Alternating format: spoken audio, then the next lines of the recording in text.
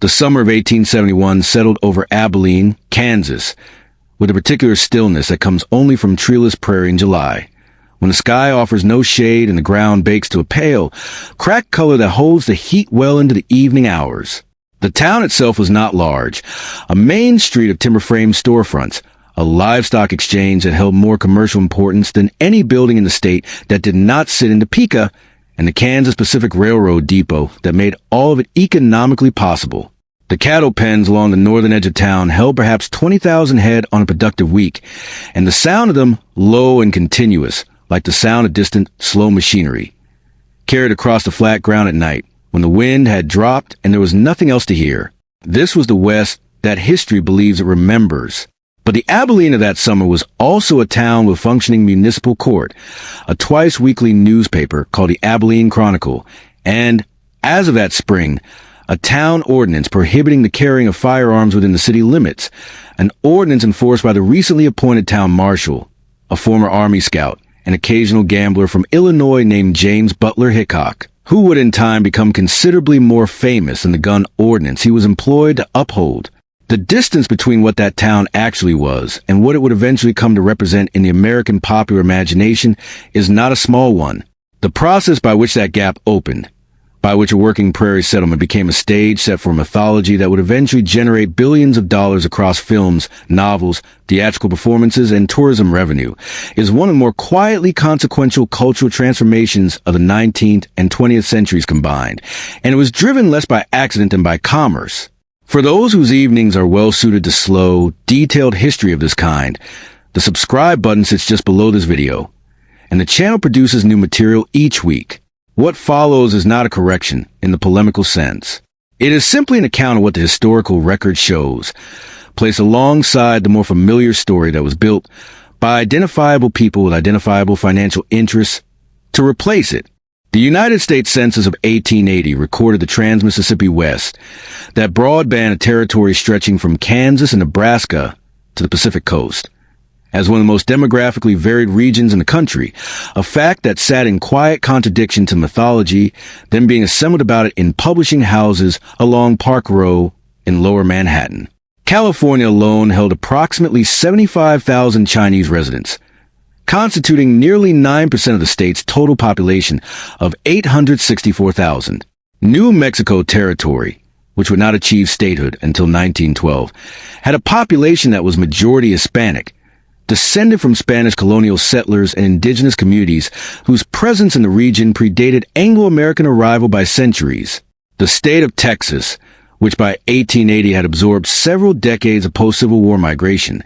counted more than 250,000 black residents within its borders, a significant number of whom had found work in the cattle industry that was simultaneously becoming the central image of a cultural mythology being assembled elsewhere by people who had never set foot in the state. The cattle industry itself had roots that were almost entirely Spanish in origin. The techniques, tools, and vocabulary of the American cowboy derived not from any Anglo-American tradition, but from a vaquero culture that had been developing on the rangelands of New Spain and later the Mexican Republic since the early 17th century, a culture that had been refining methods for managing cattle on open range for more than 200 years before the first Anglo-American drover ever attempted anything similar. The word lasso comes from the Spanish lazo. The word ranch comes from rancho. Rodeo comes from radir, meaning to surround or round up. Lariat derives from lariata, the rope. Stampede comes from estampida. Mustang from mustango, meaning a stray or ownerless animal. The saddle design that Anglo-American cowboys used, deep-seated, with a high pommel and a horn for anchoring a rope, was a direct adaptation of the Spanish vaquero saddle. And the practice of open-range grazing, seasonal roundup, and livestock branding as a means of establishing ownership across unfenced land had all been refined over 2 centuries of Spanish and Mexican practice before a single Anglo-American cattleman had attempted anything resembling them. When Anglo-American settlers arrived in Texas in significant numbers during the 1830s and 1840s, they encountered this fully developed cattle culture already in operation, and they adopted it wholesale. In California, the vaquero tradition had been the foundation of the rancho economy since the Spanish mission period, and it remained economically significant well after California statehood in 1850. The great ranchos of the Mexican period. Rancho Los Alamitos, Rancho Santa Margarita, and the Rancho del Chino had supported populations of indigenous and mestizo workers whose skills in cattle management formed the basis of a significant export trade in hides and tallow that had connected California to the global economy decades before the gold rush. When Anglo-American settlement transformed the land tenure system after 1848, displacing many Mexican rancho families under provisions of the California Land Act of 1851, the vaquero workforce did not disappear. It simply continued working the same land under new employers, at wages that reflected its new, diminished legal standing within the American property system. That the vaquero became largely invisible in the popular mythology of the West, while his techniques remained absolutely central to mythology's iconography, was a product of commercial calculation made not in Texas, but in New York, by editors and publishers who required a specific kind of hero for a specific kind of market, and who found that hero more readily in a particular Anglo-American template than in the actually diverse reality of the frontier labor force. Among the population groups most thoroughly erased from the popular mythology was that of the black cowboy. Estimates drawn from cattle company records, pay ledgers, and contemporary accounts suggest that between 20 and 25% of the cowboys who drove cattle along the Chisholm Trail and similar routes during the peak years of the trail drive era,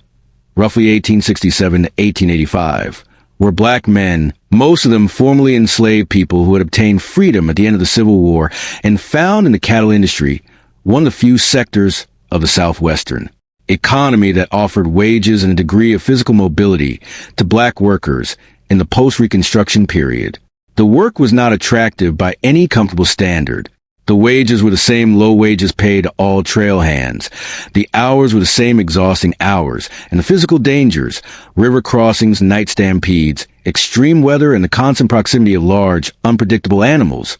fell on all hands equally. But for men whose alternatives in the post-Civil War South were largely confined to sharecropping arrangements that reproduced many of the economic conditions of slavery,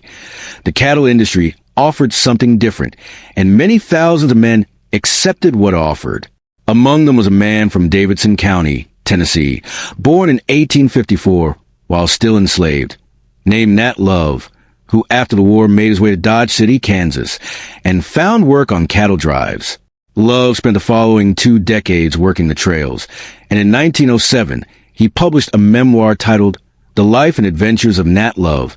better known in the cattle country as Deadwood Dick. The memoir is an extensive first-hand account of cattle drive life, the geography of specific routes, the conditions of specific river crossings, the economics of specific cattle contracts, and it represents one of the very few accounts of trail work written by someone who had actually performed it for a living. Love's prose is direct and unsentimental, and the life it describes has almost nothing in common with the romantic version of the same life then circulating in dime novels under similar geographic names. Another man, born enslaved in Mississippi sometime around 1843, was freed at the end of the war and went to work for a cattleman named Charles Goodnight, who with his partner Oliver Loving had established one of the primary cattle routes of the era. His name was Bose Eichard, and he worked with Goodnight for years across the ranges of Texas and into New Mexico territory, performing the full range of duties that the Goodnight-loving trail demanded. Goodnight, who was not a man given to expansive sentiment in his public statements, had Eichard's grave marker inscribed with words that repay attention. Served with me 4 years on the Goodnight-loving trail, never shirked duty or disobeyed an order, rode with me in many stampedes, participated in 3 engagements with Comanches. Splendid behavior. The inscription concluded by naming Eichard as my detective, banker, and everything else in Colorado, New Mexico, and the other wild country I was in. The enumeration of those roles suggests a working relationship of genuine complexity and trust, a relationship that the mythology of the frontier, which tended to reserve consequential action for its Anglo heroes, had no narrative category available to contain. The most extensively documented career in frontier law enforcement of the 19th century belonged to a man who is almost entirely absent from the popular mythology of Western lawmen for more than a century after his death. Bass Reeves was born into slavery in Crawford County, Arkansas, in 1838. After the Civil War, he settled in what was in the Indian Territory, present-day Oklahoma, learned to speak Creek and several other languages of the 5 civilized tribes who had been relocated there, and became known throughout the territory as a man of considerable skill in tracking and in the management of difficult situations. In 1875, Isaac Parker, the federal judge of the Western District of Arkansas, whose jurisdiction extended across the Indian Territory, appointed Reeves as a Deputy United States Marshal, the first black deputy marshal to serve west of the Mississippi River. Over the following 32 years, Reeves made more than 3,000 arrests, killed 14 men in the line of duty, and was himself never wounded despite being ambushed on multiple occasions. He pursued and captured fugitives who had evaded other marshals for years, sometimes approaching suspects by posing as a fugitive himself to gain proximity, by the standards of any reasonable accounting. His career surpassed in documented achievement the careers of virtually every gunfighter or lawman who appeared in the popular literature of the same period. Almost none of that literature mentioned him. Mary Fields was born into slavery in Tennessee around 1832, spent years working for the Ursuline Sisters at their convent in Toledo, Ohio, and in 1884 followed the Ursuline Sister Amadeus Dunn to a remote mission near Cascade in the Montana Territory. She was by all accounts an unconventional figure, large, physically powerful, known to smoke cigars and to carry a pistol, and entirely unconcerned with the expectations that the social norms of either the frontier or the religious institution she worked alongside might place on a woman of her age and background. She hauled freight through Montana winters that regularly defeated men decades younger than herself, and in 1895, at approximately 63 years of age, she was awarded a Star Route mail contract by the United States Postal Service, becoming the first black woman to carry mail for the federal government. She completed her routes to the Montana mountain winters without, as the local accounts record, missing a single scheduled delivery. She died in Cascade in 1914, known and respected throughout the surrounding region. She appeared in no dime novels. The railroad that made the cattle industry commercially viable, connecting the ranges of Texas and Kansas to the slaughterhouses of Chicago and the markets of the eastern seaboard, was built in its western half largely by Chinese workers. The Central Pacific Railroad, constructing its portion of the transcontinental line eastward from Sacramento beginning in 1863, employed between 10,000 and 15,000 Chinese laborers,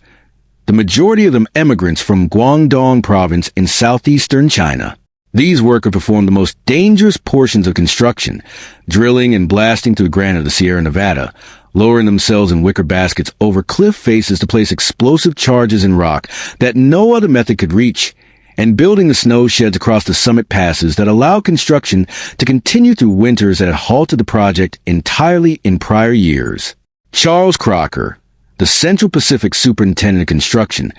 testified before a congressional committee that without the Chinese workforce, the transcontinental line could not have been completed on any realistic schedule. The Chinese workers received approximately $26 to $35 per month. White workers performing comparable labor received $30 to $35, along with room and board that was not provided to their Chinese counterparts. When the ceremonial golden spike was driven at Promontory Summit, Utah Territory on May 10, 1869, completing the transcontinental rail connection,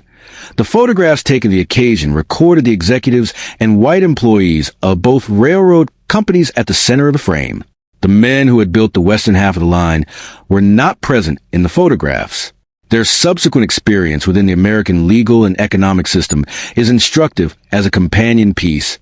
to their erasure from the cultural mythology. Following the completion of the railroad, Chinese workers moved into mining, laundry work, domestic service, and agricultural labor across California and the Pacific Northwest, where their economic competition with white workers provoked sustained organized violence through the 1870s and 1880s. The Rock Springs Massacre in Wyoming Territory in September of 1885, in which a mob of white miners killed at least 28 Chinese workers and drove several hundred more from their homes, was among the most severe incidents in a pattern that extended across the frontier west. The Chinese Exclusion Act of 1882, which barred Chinese laborers from entering the United States and denied naturalization rights to those already present,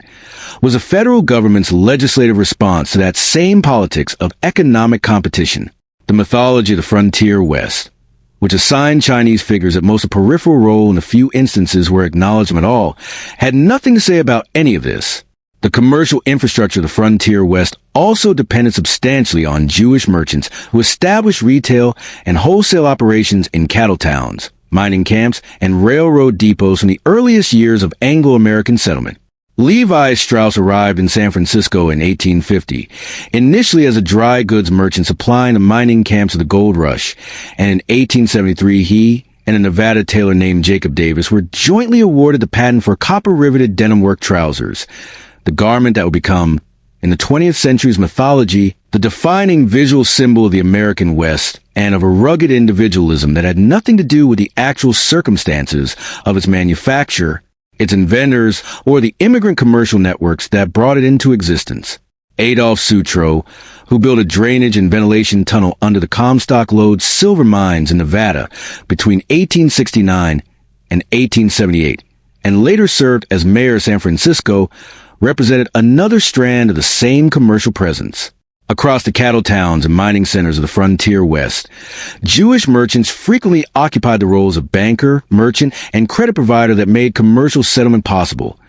roles that the mythology had little use for, preferring its commerce to remain invisible so that its heroism could appear self-sufficient. The German-Russian Mennonite communities who arrived in Kansas beginning in 1874 added yet another demographic strand that the popular mythology subsequently chose not to retain. These were descendants of Anabaptist farmers who had emigrated from the Rhine Valley to Russia under invitation from Catherine the Great in the 1760s,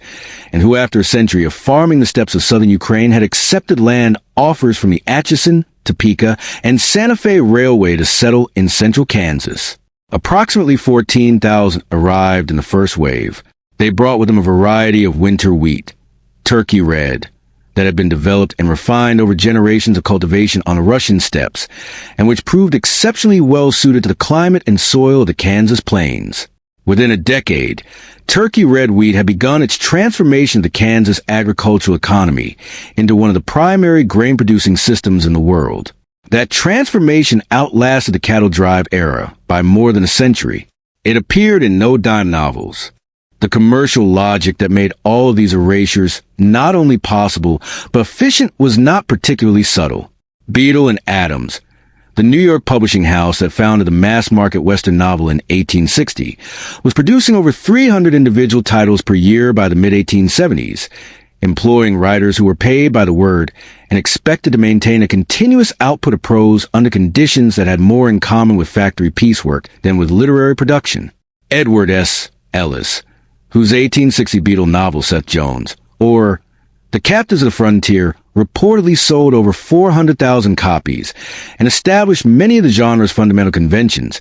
was a schoolteacher from New Jersey who produced fiction as a secondary income. Prentice Ingram, who wrote more than 200 Beadle novels across a career of 3 decades and was most closely associated with the Buffalo Bill series, reportedly completed full-length novels in as few as 24 hours when editorial deadlines required it. The West these writers constructed was not a remembered place. It was a manufactured product, assembled from second-hand accounts, garbled newspaper dispatches, and the structural requirements of a genre that demanded specific outcomes. Individual heroism rewarded, wilderness overcome, social order established on recognizable terms. The actual demographic complexity of the frontier West, its black cowboys, its Mexican vaqueros, its Chinese railroad workers, its Jewish merchants, its German-Russian wheat farmers, had no natural place within a genre defined by those structural requirements, and was accordingly, efficiently, left out. That market-driven simplification of who lived in the West connects naturally to a second and equally systematic distortion in the historical record. One concerning not who the frontier's inhabitants were, but how violently they were inclined to treat each other, a matter on which the documentary evidence and the popular mythology have, for well over 100 years, maintained positions that are very difficult to reconcile. The most systematic attempt to establish what actually happened in the frontier towns of the American West in terms of documented violence was published not in the 19th century, when the mythology was being assembled, but in 1968. By a University of Iowa historian named Robert Dykstra, whose book, The Cattle Towns, applied the methods of social history to the court records, newspaper accounts, Inquest reports and mortality statistics of 5 Kansas cattle towns: Abilene, Ellsworth, Wichita, Dodge City, and Caldwell. These were the towns that the mythology had designated as the primary theaters of frontier violence. The places where the gunfighter had supposedly emerged as a social type, and where the raw economic pressures of the cattle trade had supposedly produced a culture of armed confrontation as a normal condition of daily life. Dykstra's approach was to count, over a combined period of operation as active cattle markets spanning from approximately 1870 to 1885, these 5 towns recorded a total of approximately 45 homicides. The average, across all 5 towns over that period, was fewer than 2 per town per year. Abilene, during the 3 years in which it functioned as the primary northern terminus for Chisholm Trail cattle drives, recorded 5 homicides in total. Ellsworth recorded 3 in its cattle trade years. Wichita recorded 3. The numbers from Dodge City and Caldwell were somewhat higher, and those towns' reputations as rough-edged commercial settlements were not entirely without documentary support. But the documentary support was considerably smaller than mythology required. Dodge City, which in the popular imagination occupies perhaps the most prominent position in the geography of frontier violence, sits in Ford County, Kansas, on a bend of the Arkansas River, where cattle trails from Texas converge with the Atchison, Topeka, and Santa Fe Railroad. The town was established in 1872 and served as an active cattle market from approximately 1876 to 1886. During that decade, it recorded approximately 15 homicides. Set against a seasonal peak population that could reach several thousand during the height of the cattle trade. This produced a homicide rate that was elevated by the standards of a quiet agricultural settlement, but was not dramatically outside the range recorded in a number of established eastern cities that had functioning police departments, developed court systems, and several generations of settled institutional infrastructure. Dodge City conspicuously lacked those things, which makes a comparison more striking rather than less. Dodge City did have, however, a firearms ordinance. Beginning in 1876, the town required visitors to deposit their weapons at designated locations upon entering the municipal area, a practice enforced by a succession of town marshals and county officers that included Wyatt Berry Stapp Earp, who served as assistant marshal from 1876 to 1879, and William Barclay Masterson, known commonly as Bat Masterson, who served as Ford County Sheriff during the same period. The practical effect of this ordinance was that confrontations during Dodge City's cattle trade years typically occurred not in the sunlit main street of popular imagination, but in establishments along the southern side of the rail line, in an area where the informal convention of the town allowed somewhat more latitude in the carrying of weapons. That the mythology later collapsed these geographical and social distinctions and replaced them with a single simplified image: 2 men facing each other across a wide open street in a formal contest of individual nerve,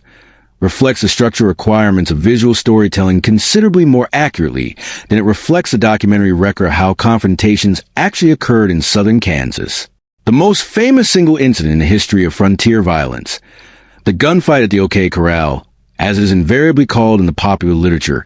though the actual gunfight occurred not at the corral itself, but in a narrow vacant lot adjacent to Camilla Sidney Fly's photographic studio on Fremont Street in Tombstone, Arizona Territory, lasted by most credible accounts approximately 30 seconds, and resulted in 3 deaths. The date was October 26, 1881. The participants on one side were Virgil Earp, serving as Tombstone's town marshal, his brothers Wyatt and Morgan Earp, and a dentist and car dealer from Griffin, Georgia, named John Henry Holliday, known throughout the Southwest as Doc Holliday, who was at the time in the advanced stages of pulmonary tuberculosis, a condition that various accounts suggested made him relatively indifferent to the prospect of being shot. The participants on the other side were 4 men associated with ranching and freighting operations in San Pedro Valley: Ike Clanton, his brother Billy Clanton,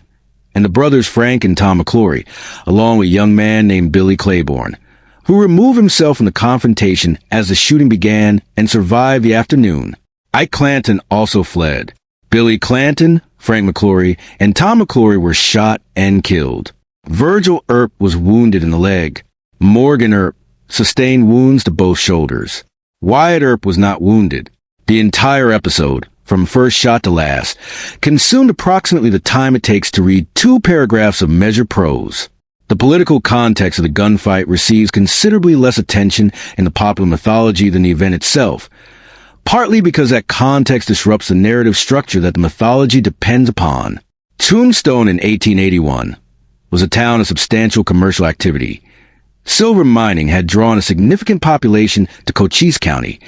and by the time of the gunfight, the town held an estimated 2,000 to 3,000 permanent residents, with considerably larger transient population during the mine's productive months. The Earp brothers and their associates represented one faction within a contentious local political alignment, generally associated with Republican Party interests and the commercial establishment of the town itself. The Clantons and McClorys represented a competing faction, generally associated with Democratic Party interests and the ranching and freighting economy of the surrounding county. The conflict between these factions had been developing across several months, involved disputed allegations of cattle rustling and stage robbery, and was simultaneously a competition for political influence in a growing community where the distribution of formal authority was not yet settled. 3 men died in a narrow lot on Fremont Street as the accumulated consequence of months of political and economic conflict, which is a story that the dime novel format, then in its second decade of commercial operation, had essentially no structural mechanism to tell, and accordingly did not tell. Tombstone itself had passed a firearms ordinance in 1880, Ordinance Number 9, formally titled Provision Against the Carrying of Deadly Weapons Within Town Limits, that prohibited armed carry within the municipal area. This is the same community that the popular mythology has designated as the definitive example of frontier lawlessness and the primary theater of the armed individual's unconstrained freedom. The ordinance's existence does not by itself demonstrate that Tombstone was an orderly place, because ordinances and their enforcement have always existed at some distance from each other, and the events of October 1881 suggest that the distance in this case was considerable. But it does establish that the residents of Tombstone considered firearms regulation a reasonable municipal response to the conditions of their town,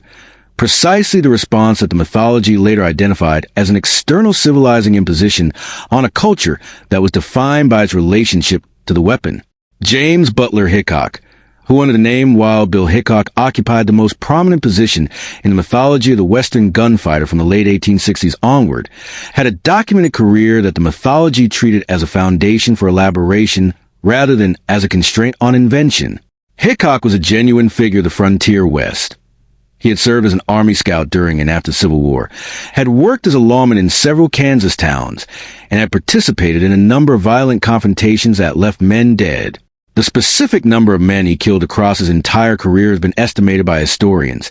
including Joseph Rosa, whose scholarly biography of Hickok remains the most carefully documented study of the subject, at somewhere between 6 and 10, with the lower number representing deaths that contemporaneous records support and the upper figure including incidents where the documentation is thinner. It was a sufficient number to establish a genuine reputation as a capable and dangerous man. It was not a number that explained or justified the mythology that accumulated around his name in the decades that followed. The mythology's primary expansion mechanism was the magazine profile. In February of 1867,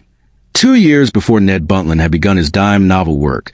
a writer named George Ward Nichols published a long feature about Hickok in Harper's new monthly magazine under the title Wild Bill. The article described Hickok as having killed considerably over 100 men in his career and presented a series of anecdotes about Indian combat, Civil War service, and frontier confrontations that subsequent historical examination has identified as largely fictional or heavily embellished. Harper's new monthly magazine was not a marginal publication.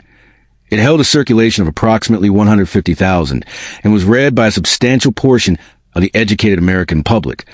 who had no particular reason to question what it printed about a man most of them would never meet. The article established the foundational template of the Wild Bill mythology: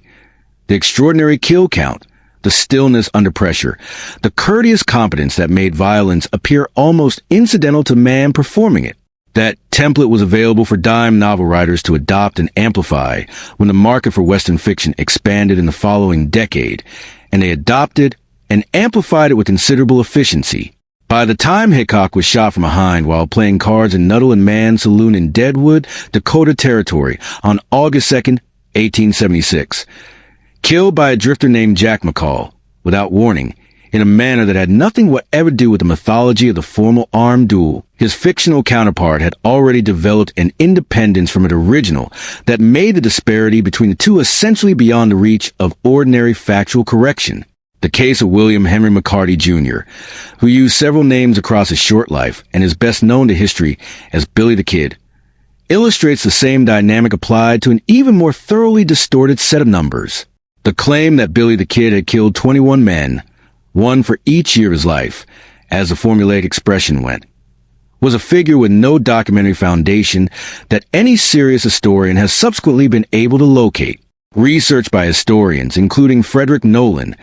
whose documentary study of the Lincoln County War published in 1992 remains among the most carefully sourced examinations of that conflict, establishes that Billy the Kid can be directly credited with killing approximately 4 men during his career, with his role in several additional deaths involving circumstances too complex for straightforward attribution. He was, by any honest accounting, a genuine fugitive who had committed genuine violence in the context of the Lincoln County War, a dispute over mercantile and cattle interests in New Mexico territory that between 1878 and 1880 produced deaths on multiple sides, most of them involving men who would not have described themselves as outlaws at all, but as participants in a commercial and political conflict that had, as such conflicts sometimes did, acquire firearms. He was also 21 years old when Patrick Floyd Garrett, the Lincoln County Sheriff, shot and killed him in the bedroom of a rancher named Pete Maxwell at Fort Sumner in the early hours of July 14th, 1881, shot without warning, in the dark, before he had drawn a weapon, under circumstances that the mythology of the fast-draw confrontation had no framework for accommodating, and therefore did not accommodate. John Wesley Hardin, the Texas gunman who comes closest among historical figures to providing any numerical justification for the gunfighter mythology, presents a different kind of instructive case. Hardin was involved in an estimated 20 or more violent deaths during his career in Texas in the 1870s, a figure that makes him genuinely exceptional in any honest reading of the historical record, and that even careful critics have found difficult to substantially reduce. But Hardin's career was exceptional in nearly every other respect as well. He was a fugitive from Texas law from the age of 15, spent most of his active years in continuous flight, and was ultimately apprehended in Pensacola, Florida, in 1877, convicted of murder, and sentenced to 25 years in the Texas State Penitentiary at Huntsville, of which he served approximately 15, before his release in 1894. He was shot and killed in the Acme Saloon in El Paso, Texas, in 1895, under circumstances that remain disputed. He was, in summary, not a representative figure of frontier social life, but a statistical outlier so far from the normal range of frontier experience that his career was remarkable precisely because it was so unlike what the vast majority of people who lived and worked in the American West encountered in their ordinary days. The legal infrastructure of the frontier territories was, running in parallel with all of this, considerably more developed than the mythology's preference for ungoverned space has generally allowed. Isaac Charles Parker, appointed federal judge of the Western District of Arkansas in 1875, administered justice over a jurisdiction that encompassed the entire Indian Territory, present-day Oklahoma, from his courthouse in Fort Smith, Arkansas. Over the following 21 years, Parker presided over approximately 13,000 criminal cases and operated a United States Marshal Service that enforced federal law across approximately 74,000 square miles of territory, including the same Indian Territory that the popular mythology preferred to imagine as beyond the reach of any legal authority whatsoever. The territorial courts of New Mexico, Arizona, Colorado, Wyoming, and the Dakotas were similarly operational institutions, whatever their limitations in reach and consistency. Courts with clerks, records, juries, and formally rendered sentences. They were not effective enough to eliminate violence,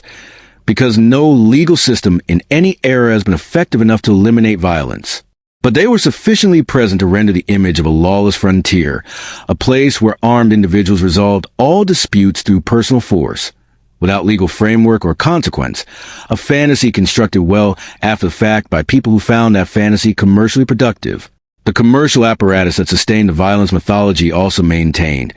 as a structural consequence of its own operating logic,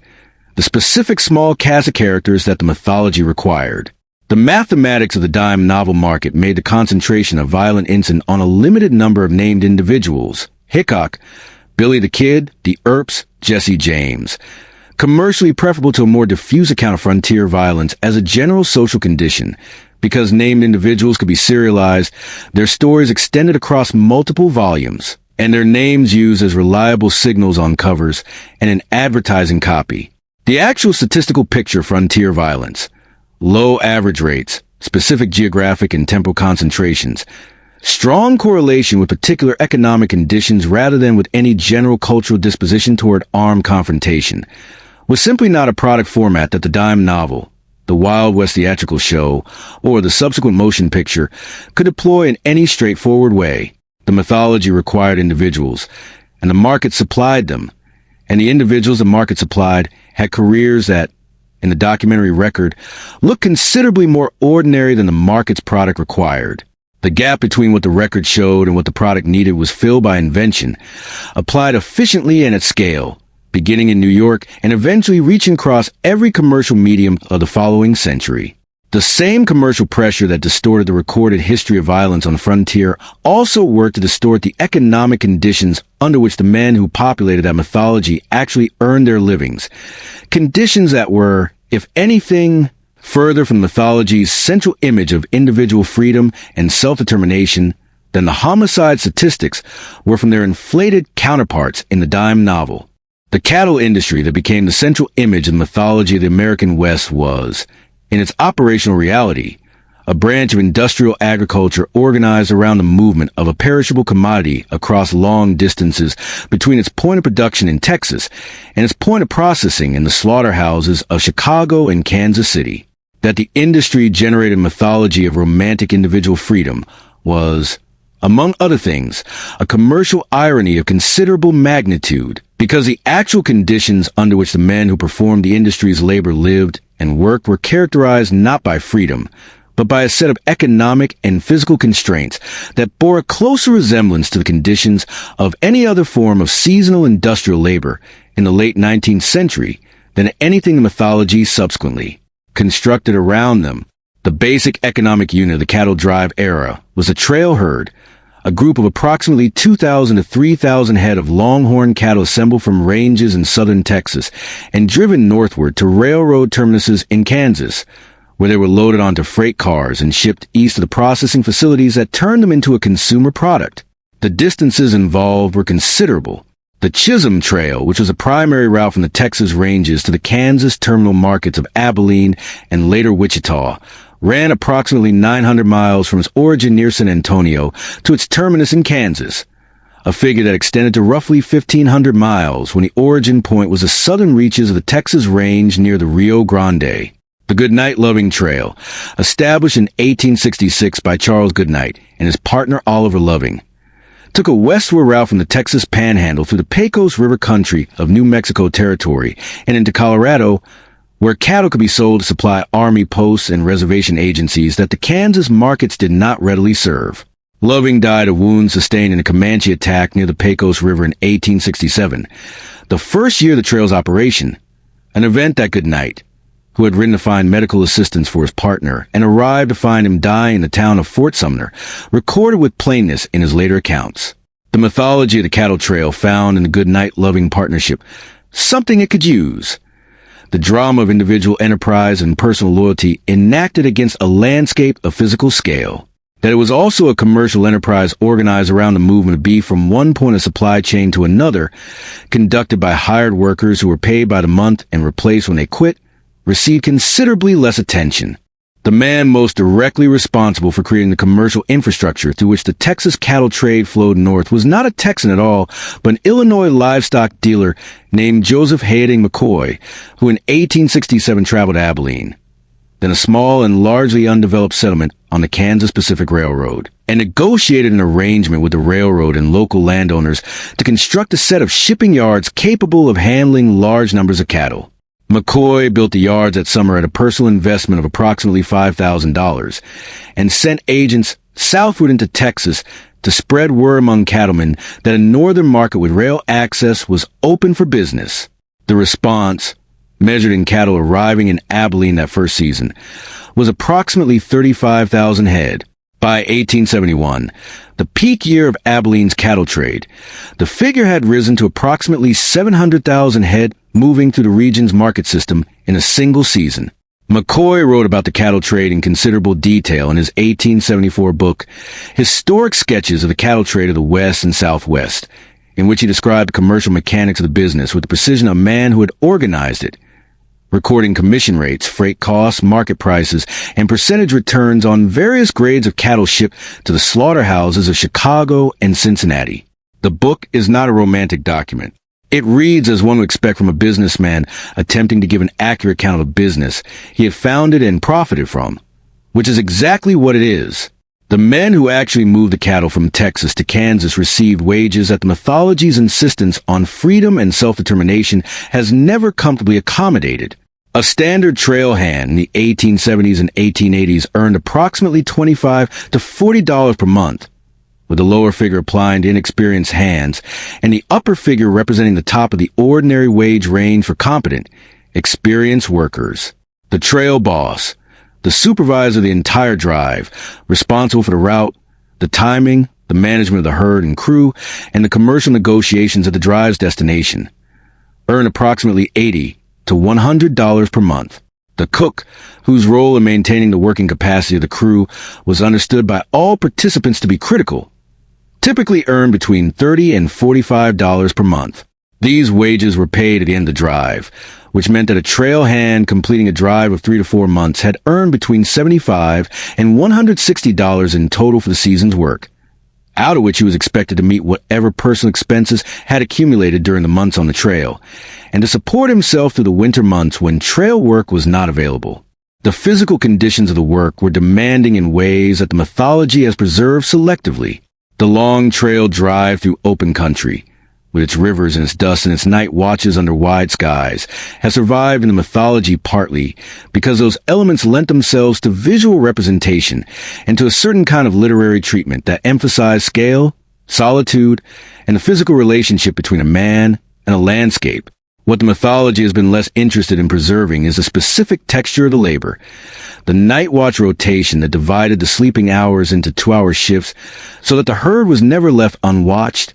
the river crossings, which were among the most dangerous operations of any drive, involving the management of several thousand animals across currents that were frequently stronger than the animals could easily handle and that periodically drowned both cattle and hands. The weeks of riding through dust thrown up by the moving herd that settled into clothing, food, and lungs, the late-season drives that pushed into cold weather and found the men sleeping on frozen ground without adequate shelter, and the constant proximity to animals that weighed approximately 800 to 1,000 pounds apiece, and that could,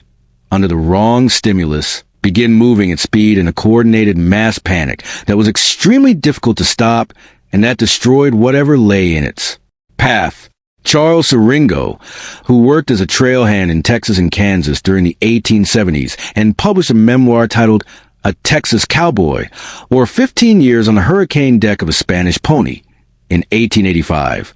one of the earliest first-hand accounts of trail work written by a working cowboy rather than a journalistic observer, described the occupation in terms that were neither romanticized nor unduly harsh, but simply specific in a way that a working person's account of. Physical labor tends to be specific.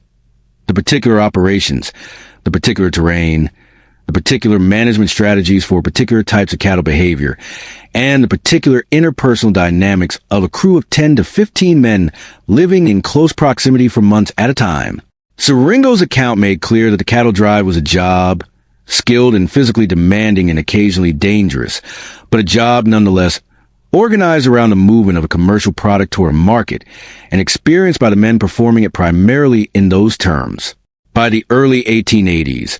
the organizational structure of the Western cattle industry was undergoing a transformation that the mythology did not subsequently choose to emphasize. The individual or small partnership ranching operations that had characterized the industry's early years were being consolidated into large, corporately owned enterprises with capital structures that reflected not the frontier West, but the commercial centers of the American East and, increasingly, of Europe. British and Scottish investment capital had identified the Western cattle trade as an attractive speculative vehicle in the late 1870s, and by the mid-1880s, Investment companies incorporated in Edinburgh and London controlled an estimated 25 to 35% of the cattle range across Colorado, Wyoming, New Mexico, and the Indian Territory. The Prairie Cattle Company, incorporated in Edinburgh in 1880 and managed by a board of Scottish investors,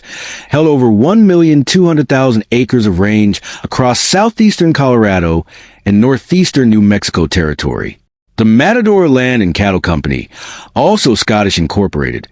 controlled approximately 100,000 acres in the Texas Panhandle. These were not frontier enterprises in any meaningful sense of the term. They were foreign investment vehicles operating within the American cattle market, paying dividends to shareholders in Edinburgh and London, and managed by hired superintendents who were themselves employees of a corporate structure rather than independent proprietors of the kind mythology required. The most extreme single example of this corporate consolidation was the XID Ranch, established in 1885 in the Texas Panhandle under arrangements that perfectly illustrated the relationship between the cattle industry and the larger systems of Eastern capital that had come to dominate it. The Texas state legislature, facing the need to finance the construction of a new state capitol building in Austin, struck an agreement with a syndicate of Chicago investors, incorporated as a Capitol Freehold Land and Investment Company, under which the syndicate would finance and build the capitol in exchange for 3 million acres of Texas Panhandle land to be managed as a cattle ranch. The Capitol building was built, the XIT Ranch. Its initial standing, according to popular account, for 10 in Texas, referring to 10 Texas counties its range covered, became the largest fenced ranch in the world, with approximately 6,000 miles of barbed wire fence enclosing its borders and a cattle population that at its peak reached approximately 150,000 head. It was owned not by a Texas rancher of the mythological kind, but by a Chicago investment syndicate managed by hired superintendents, and operated as a commercial enterprise generating returns for distant investors in the same basic manner as any other large industrial operation of the 1880s. It was in this context of declining wages, increasing corporate ownership of the range, and the structural elimination of the individual economic independence that mythology would later insist was a defining condition of frontier life, that the most significant act of organized labor in the history of the cattle industry took place. In March of 1883, approximately 300 cowboys working on ranches in the Canadian River area of the Texas Panhandle, including the LS Ranch, the LID Ranch, and the LX Ranch, put down their tools and refused to work. Their organizing document, which circulated among participating cowboys before the strike began, read in part, "We, the undersigned cowboys of Canadian River, do by these present agree to bind ourselves into following obligations, viz. We will not work for less than $50 per month, and we furthermore agree no one shall work for less than $50 per month after the 31st of March.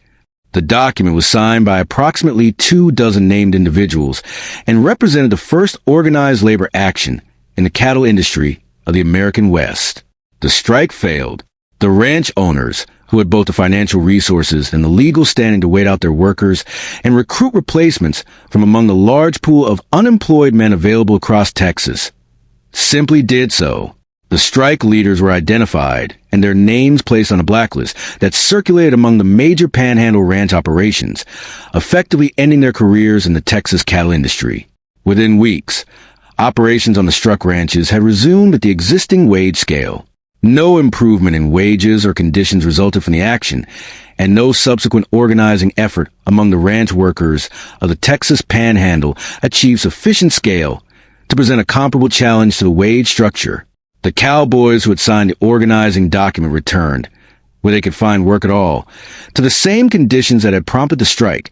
approximately $30 to $40 per month for skilled work performed for corporate enterprises whose controlling investors lived in Chicago and Edinburgh and had organized their investment vehicles specifically to capture the returns on precisely that kind of unorganized, low-cost labor. The structural end of the open-range cattle era came not from any organized human decision, but from 2 winters. The summer of 1886 was followed by a fall that failed to deliver the usual rains across the northern ranges, leaving the grass inadequately cured for winter grazing. The winter that followed, beginning in earnest in November of 1886 and intensifying through January and February of 1887 in what contemporaries call the Great Die-Up, brought sustained temperatures well below zero across the northern ranges of Montana, Wyoming, and the Dakotas, with snowfall deep enough to prevent cattle from reaching the grass beneath it, blizzard conditions that drove animals into ravines and river valleys where they accumulated and froze, and a spring thaw that revealed, across hundreds of miles of range, a scale of death that no one who witnessed it could readily quantify. Estimates of mortality on the northern ranges ran from 50 to 90% of the cattle present,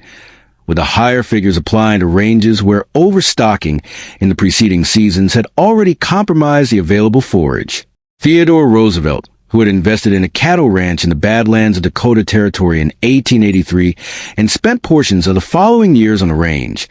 described the winter's consequences in his autobiography by noting that it had been the death knell of the open range business in the Northwest. He did not lose his interest in the West as a result. He lost most of his cattle. The Great Die-Up consolidated what the corporate investment pattern had already begun. The transformation of the Western cattle industry from a system of open-range management, in which cattle grazed unfenced land and were gathered in seasonal roundups, to a system of enclosed, managed pasture with controlled breeding, feed supplementation, and reduced dependence on the unpredictable conditions of the open range. The Great Trail drives from Texas to Kansas largely ceased within the same period, as the expansion of railroad lines into Texas itself made the long overland drive economically unnecessary. The working cowboy did not disappear, but his circumstances changed substantially. He became a year-round ranch employee, performing fencing and maintenance work during the winter months that the mythology preferred not to acknowledge, earning wages that had not significantly improved from the trail drive era, and working on land owned by corporate entities whose connection to the romantic mythology of the frontier West was, by that point, essentially nominal. The commercial mythology of the cowboy, the free rider of open range, answerable to no employer, beholden to no corporate structure, defining his identity through individual competence and personal independence, was being most actively constructed and most widely distributed at precisely the moment when the actual conditions of the working cowboy's life had moved furthest from that description. The dime novel cowboy hero, who arrived in his fully realized form in the 1880s and who would reach his most commercially significant expression in Owen Wister's 1902 novel The Virginian, embodied the economic independence that the corporate cattle industry had just systematically removed from the occupation he nominally represented. The distance between the image and the reality was not accidental. It was structural. The same commercial logic that had organized the cattle industry into corporate enterprises employing low-wage seasonal labor also organized the mythology industry into enterprises that sold that labor's idealized self-image back to a market that found the image far more appealing than the reality it had replaced. The lives of the women who participated in the actual settlement of the American West were subject to a comparable process of mythological reduction, a process that replaced the documented reality of economic activity, legal initiative, and physical endurance with a set of narrative archetypes that served the mythology's structural requirements far more efficiently than they served the historical record. The popular mythology of the American West allocated to women two clearly defined narrative positions, and almost no others. The first was the schoolmarm or minister's wife, the embodiment of Eastern civilization, imported westward, whose narrative function was to represent the social order that the frontier hero was clearing space for, and whose presence confirmed that the settlement project had a domestic and moral dimension that distinguished it from mere violence or commerce. The second was a dance hall worker or saloon woman, a figure of ambiguous moral standing whose function was to provide a form of tension that the mythology's conventions made it difficult to locate elsewhere, and whose narrative trajectory, when she had won it all, was either redemption through the attentions of a decent man or a carefully managed removal from the story's moral center. Between these two positions, the mythology produced a representation of frontier womanhood that had almost no relationship to the documented reality of women's lives and economic activity in the frontier West,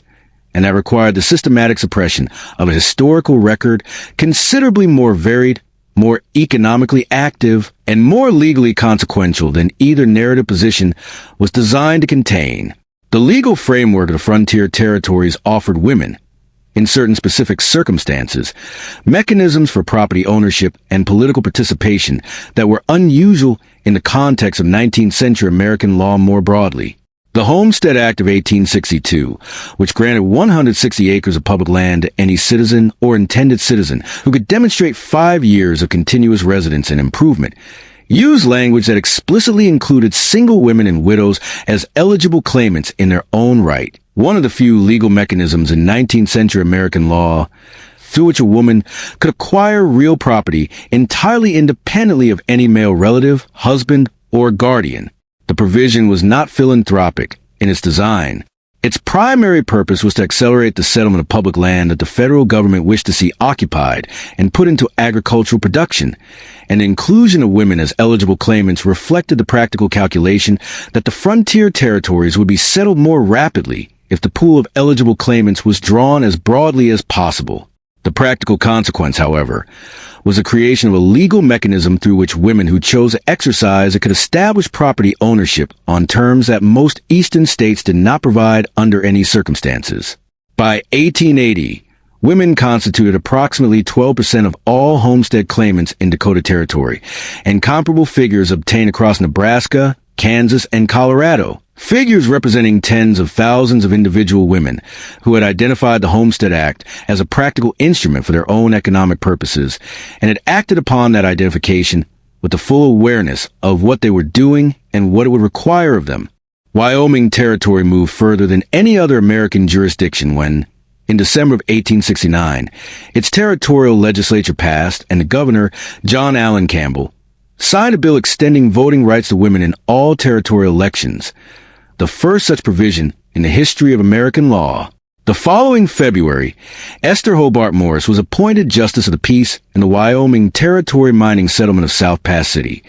becoming the first woman to hold judicial office in the United States. These developments did not emerge from an especially advanced social philosophy in a territorial legislature that was, like most Western legislative bodies, overwhelmingly male. They emerged from practical calculations in a territory where women were significantly outnumbered by men, and where the legislature saw advantage in policies that might attract female settlers and generate positive coverage in the Eastern press. But their practical effect was a legal framework that gave women in Wyoming Territory formal political participation that women in New York and Massachusetts would not obtain until 1920. Several other Western territories followed with partial measures. Utah Territory granted women the right to vote in 1870, though the federal Edmunds-Tucker Act of 1887 revoked that right as part of broader anti-polygamy legislation, and it was restored with Utah statehood in 1896. Colorado extended women's suffrage in 1893. The frontier West political record on women's rights was neither uniform nor ideologically pure in its motivations, but was, in the aggregate, considerably ahead of the settled East that the mythology cast as the source of civilization moving westward. The career of Abigail Jane Scott Duniway, who crossed the Oregon Trail by covered wagon with her family in 1852 and lost her mother and a younger brother during the journey, illustrates what the legal and political framework of the frontier West made possible for women of determined practical intelligence. Duniway spent years as a farmer's wife and schoolteacher in the Willamette Valley of Oregon before the financial failure of her husband's business left her as the primary earner for a household of 6 children, a circumstance she responded by opening a millinery shop in Albany, Oregon, and then, in 1871, establishing a weekly newspaper in Portland called the New Northwest, which she edited and largely wrote for 16 years. The newspaper was explicitly devoted to the cause of women's legal rights and suffrage in the Pacific Northwest, and through its pages and extensive lecture tours across Oregon, Washington Territory, and Idaho, Duniway maintained a sustained public argument for women's legal equality that eventually contributed to Oregon's extension of women's suffrage in 1912. She disagreed publicly with the National Suffrage Leadership's alliance with the temperance movement, arguing that combining the two causes made suffrage more difficult to achieve in a Western electorate where temperance was politically contentious, a strategic position that her decades of organizing experience in the specific political conditions of the Pacific Northwest had led her to, and that the national movement's Eastern leadership largely dismissed. Her career as an independent publisher, political organizer, and author of novels set in frontier Oregon was real, documented, and entirely outside the categories that the popular mythology had designated for women of the frontier West. Among the population groups whose economic achievements the mythology most thoroughly declined to accommodate were black women who had built substantial careers from the specific starting conditions that the frontier West offered, conditions that were in several respects less constrained than what the same women would have encountered in the South or in the urban North. Clara Brown was born into slavery in Virginia or Tennessee at some time around the year 1800.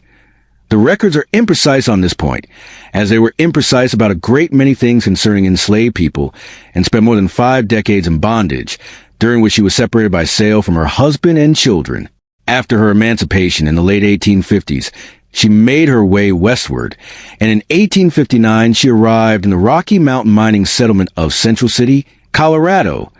then at the height of the Pikes Peak Gold Rush. She arrived with limited capital, but with the occupational skills that decades of domestic labor had developed, and she opened a laundry business in a community where the mining population's demand for laundry services far exceeded the available supply of anyone willing and able to provide them. Within a few years, the business had generated both a steady income and an accumulated surplus, which she used to make small loans to other settlers and to acquire real estate in a rapidly growing settlement. She also used her earnings systematically to sponsor the westward migration of formerly enslaved people from the South to Colorado, financing approximately 30 individuals' travel over the following years as she searched, often unsuccessfully, for the family that slavery had taken from her. She died in Denver in 1885 at an estimated age in the mid-80s, having accumulated and largely given away the proceeds of a commercial career that had begun with a laundry tub in a mountain mining camp.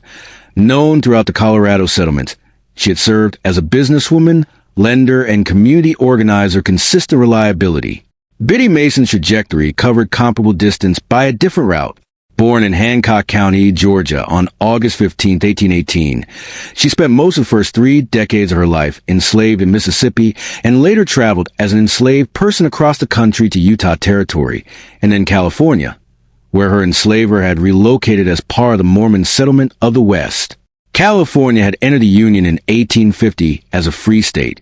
and in January of 1856 a Los Angeles County court ruled that Mason and the 12 other enslaved people in her household were free persons entitled to protection of California law, one of the first court-ordered emancipations in California history. Mason was in her late 30s, without property, in a city of approximately 3,500 people. She went to work as a nurse and midwife, providing medical services to a population that had no formal medical infrastructure adequate to its actual health needs, and she accumulated her earnings with sufficient discipline to allow her to purchase, in 1866, a parcel of land on the eastern edge of Los Angeles for $250. She continued to purchase land as the city expanded around her holdings, and by the time of her death in 1891, the property she had accumulated was valued at approximately $300,000, making her one of the more substantial private landowners in what had grown into a significant urban settlement. She used her resources throughout her lifetime for community purposes, contributing to the establishment of the first African Methodist Episcopal Church in Los Angeles and maintaining an open policy of providing food and assistance to travelers in need. The mythology of the frontier West had no narrative category available for an independent black female real estate investor who had built her holdings from a nursing income in a city that the mythology barely acknowledged as part of the West at all, and it accordingly developed none. Bithynia Owens Adair was born in Van Buren County, Missouri, in 1840, and by her middle 30s had already navigated circumstances that would have constituted, for many of her contemporaries, the entire arc of adult life: an early marriage, the birth of a son, a divorce in an era when divorce carried sustained social stigma, and a sequence of attempts to support herself and the child through teaching and laundry work in Oregon. She became interested in medicine in her 30s, studied under practicing physicians in Oregon, and attended the Eclectic Medical College of Pennsylvania, receiving her medical degree in 1874. She returned to Oregon to practice in Roseburg before seeking additional qualifications at the University of Michigan, where she received a second medical degree in 1880. The sustained opposition she encountered from male colleagues who questioned her fitness to practice on the grounds of her sex rather than her training, she documented with considerable precision in her later autobiography, recording that she had determined early in her medical studies that she would be an able physician, whatever else I might fail in.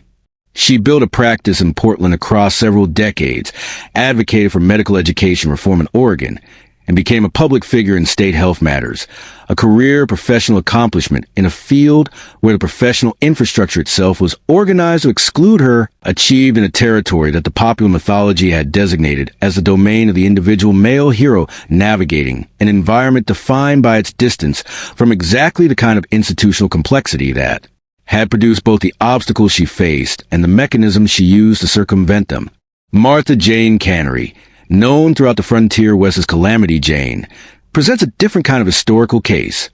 one in which the mythology distorted the record not by replacing a woman's economic agency with domesticity, but by replacing the specific logic of her actual unconventional life with a more commercially portable version of the same surface facts. Cannery was born in Princeton, Missouri, in 1852, and came west with her family as a young child. Her parents died within a few years of their arrival, and leaving her to find her own way from her early teens onward. She worked as a cook, a laundress, and a freight wagon driver across Montana, Wyoming, and Dakota Territory, and in her short autobiographical pamphlet of 1896, she described having scouted for General George Crook's campaigns on the northern plains in terms that were characteristically plain in their detail.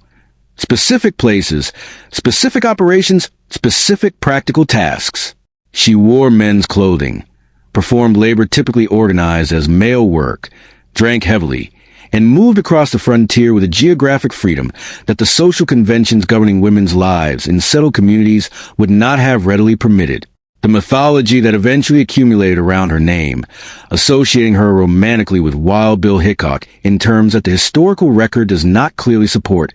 and eventually producing a figure in dime novels and Wild West theatrical programs that retain the surface markers of her actual unconventionality while emptying them of their economic and social content, transformed a woman whose biography was remarkable precisely because it was organized around her own survival. Strategies into a supporting character in a story that was, once again, primarily about someone else. Nellie Cashman arrived in the frontier, West having emigrated from County Cork in Ireland sometime in the late 1860s,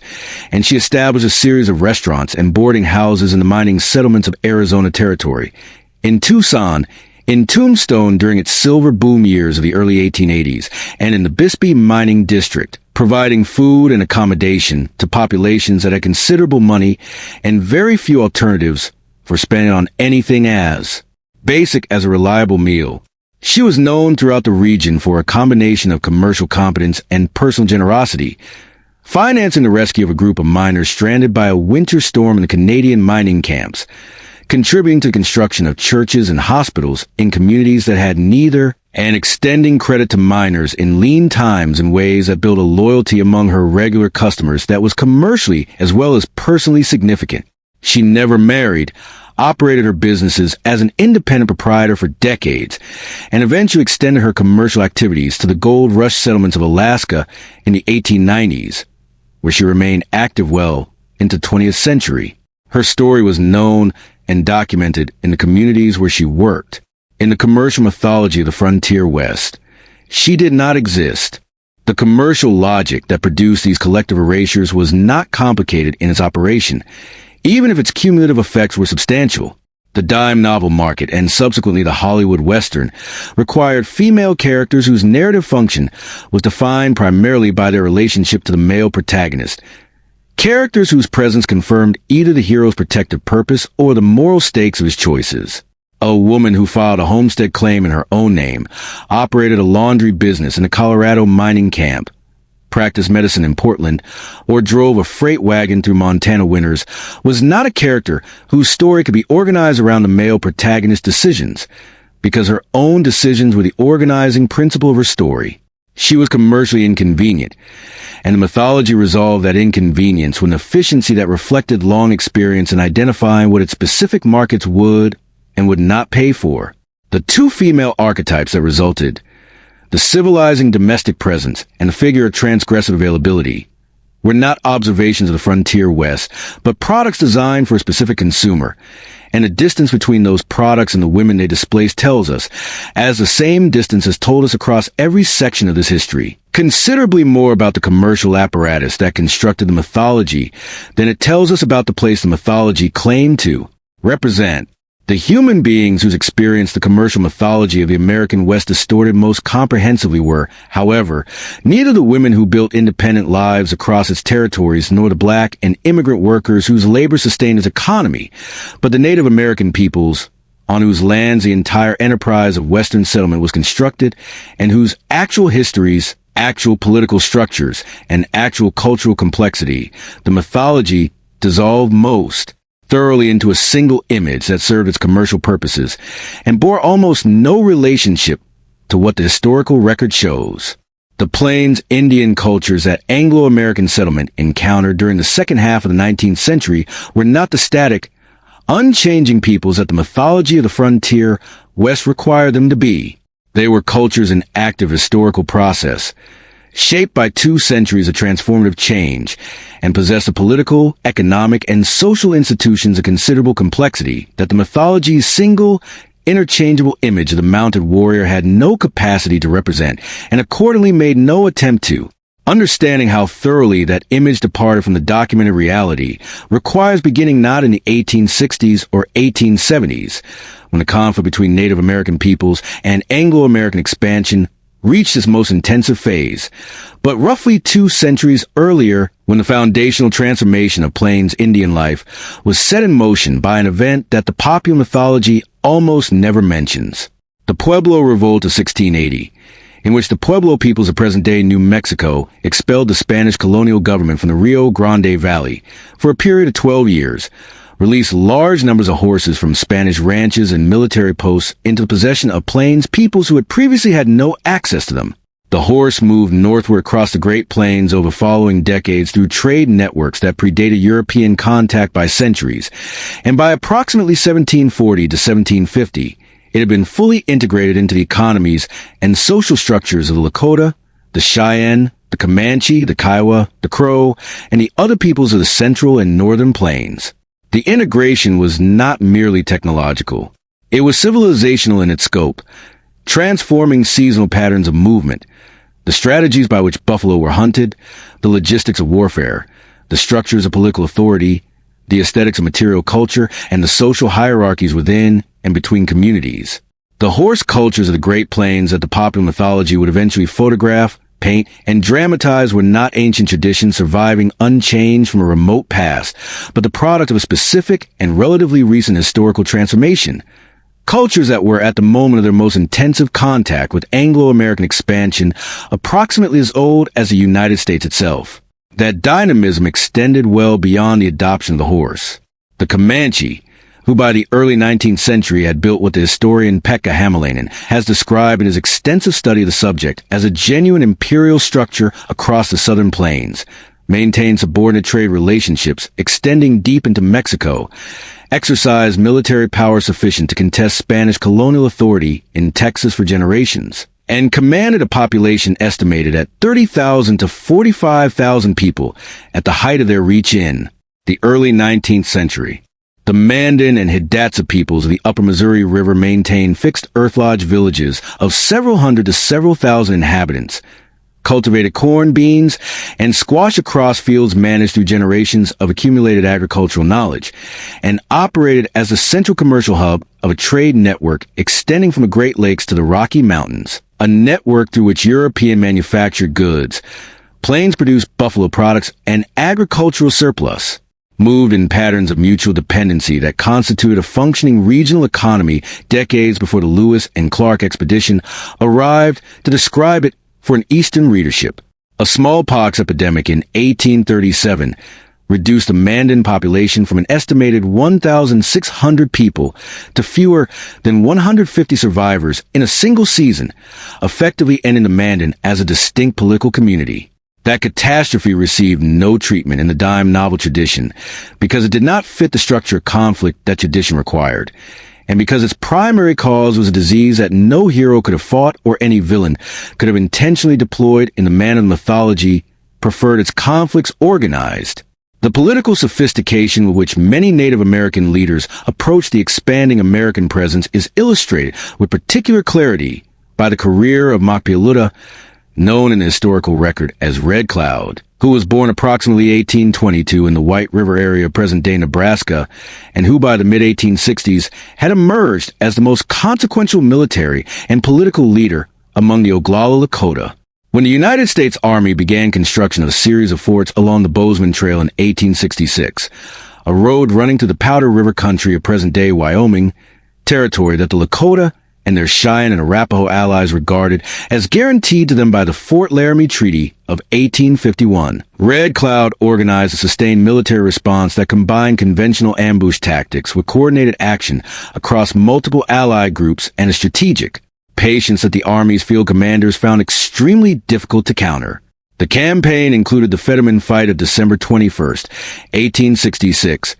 in which a decoy strategy developed in collaboration with the Oglala warrior Tashunkle Whitco, known as Crazy Horse, drew Captain William Judd Fetterman and his entire command of 80 soldiers from Fort Phil Kearny into a prepared ambush from which none returned. The largest defeat of United States Army forces by Native American fighters up to that date, achieved not through chance or overwhelming numbers alone, but through the application of military intelligence, coordination across multiple allied peoples, and an accurate assessment of an opponent who consistently underestimated the people he was fighting. The Fort Laramie Treaty of 1868, which formally ended the conflict and required the United States to abandon its Bozeman Trail forts, gave the Lakota and their allies the Black Hills region as part of defined territory that the treaty's language specified was to remain Lakota land for as long as the grass should grow and the water should flow, a formulation expressing a commitment of permanence that the United States government honored for approximately 6 years. In the summer of 1874, an expedition led by Lieutenant Colonel George Armstrong Custer entered the Black Hills in violation of the treaty's terms, and Custer's dispatches left little ambiguity about what the expedition had found. The subsequent movement of prospectors into treaty territory, and the United States government's decision not to enforce the provisions that should have excluded them, set in motion a sequence of events that concluded on June 25th and 26th, 1876, on the banks of the Little Bighorn River in the Montana Territory. There, a combined force of Lakota, Northern Cheyenne, and Arapaho gathered in the largest concentration of Plains Indian peoples that American military observers had encountered, defeated and killed Lieutenant Colonel Custer and approximately 260 of the men under his immediate command. The military and spiritual leader, whose vision during a Sundance ceremony earlier that summer had helped organize the camp's readiness for what followed, was Tatanka Iotek, the Hunkpapa Lakota leader known as Sitting Bull, whose role the popular mythology subsequently simplified into that of a combat general in a manner that accurately reflected neither the nature of Lakota political authority nor the actual distribution of command on the battlefield. The military victory at Little Bighorn produced, as significant military victories against United States forces had consistently produced, an intensification of punitive campaigns rather than a negotiated political settlement. Crazy Horse surrendered at the Red Cloud Agency in Nebraska in May of 1877, under terms that he understood to offer a degree of protection for himself and his followers. He was killed at Fort Robinson, Nebraska, on September 5th of that same year, bayonet while being moved toward a jail cell under disputed circumstances that in their essential structure represented the summary ending of a man who had ceased to be militarily dangerous and had become politically inconvenient. Sitting Bull led a portion of the Lakota population into Canada,